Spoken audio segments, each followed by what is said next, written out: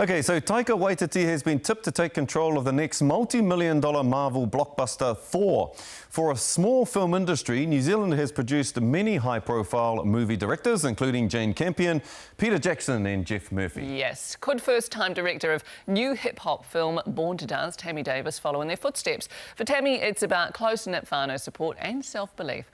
Pōtaka Maipi reports. He iti te hunga ka kawe I te wero mahi kiriata.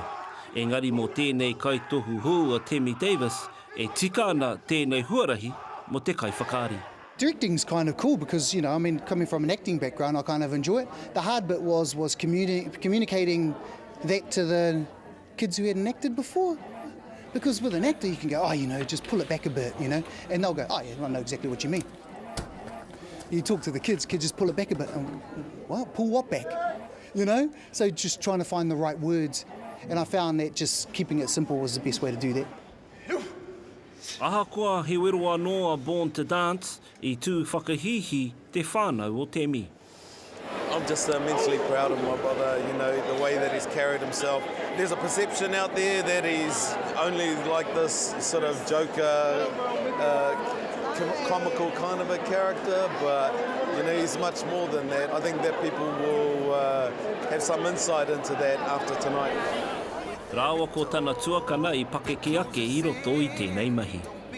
I got no words. Got no words. That was, yeah, atahua. Sino atahua. The fact that, you know, a young Māori director is showcasing his talents, you know, the subject matter of the film, that there's this young Māori star that will be something for rangatahi to look at and see themselves. And I think that the sheer fact that the film is a rangatahi-based film.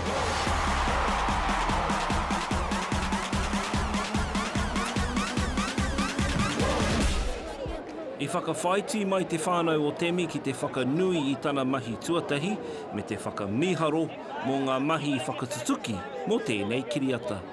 Oh, you know, the old brother, he was hugely supportive, you know, when we were making the film. He flew up from Wellington when, you know, when it was getting tough, I was getting stressed.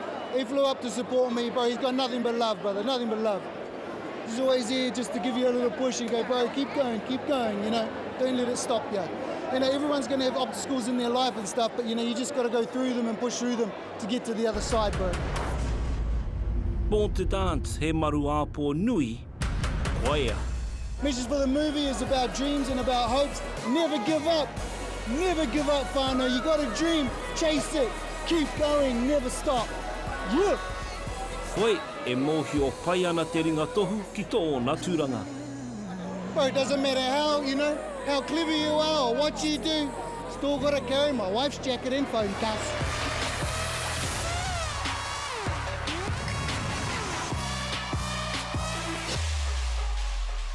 And Born to Dance is currently 4th in the box office. We might have contributed to that last night. I think we did. 6 of us went and saw it last night. And me 2 nights before. Yep, I loved it. Loved it. Great. Dancing, amazing. It was great. Yeah. We ended up getting home and having a dance competition, of course. Did you really? Yeah. Did you really? Yep. Can I see some? No. I did all my moves last night.